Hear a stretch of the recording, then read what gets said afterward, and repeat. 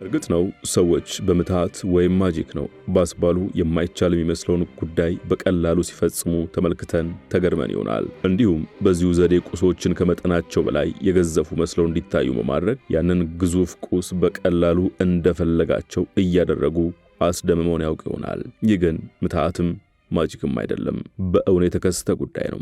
ጉዳዩ በአንድ ጂም ቤት ተቀጥሮ በጽዳት ሰራተኝነት የሚሰራ አንድ ሰውን የሚመለከት ነው።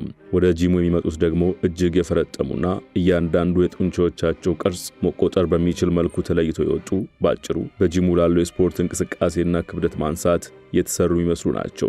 ይህ የጽዳት ሰራተኛ ደግሞ የስራ ዩኒፎርሙን እንኳን ለመቀየር ጊዜ የሌለው ከመሆኑም ባሻገር የጽዳት ስራ ደሞዙ ስለማይፈቅድለት አካሉን መገንባት ያልቻለ ኮስማና ቢጤ ነው። አስገራሚው ነገር ደግሞ ከሱ በብዙ እጥፍ በሰውነቱ የገዘፉ የጂም ደንበኞች ማንሳት አቅቷቸው ሲንገታገቱበት የነበረውን ከባድ ክብደት ለመሞከር ይፈቀድለት እንደሆነ የሚጠይቀው ይህን የጽዳት ሰራተኛ ጥያቄ የጂሙ ተጠቃሚዎች አንዳንዴ እንደ መሳለቅ ሌላ ጊዜ እንደ ሞኝና አቅመቢስ በመቁጠርና በንቀት እንዲሞክር መንገድ ሲለቁለትም ይታያል። የተከሰተውን ያዩ በርካቶች የተመለከቱትን ለማመን ሲቸገሩና እኛ ከረጅም ጊዜ ልምምድ በኋላ እንኳን ያቃተንን ይህ ሰው በምን ታምር በምንስ ምታት ፈጸመው በሚል ሲጮውና ግራ ሲጋቡም ይታያሉ። ሙሉ ታሪኩን በመሿለኪያ ቲዩብ ያገኙታል።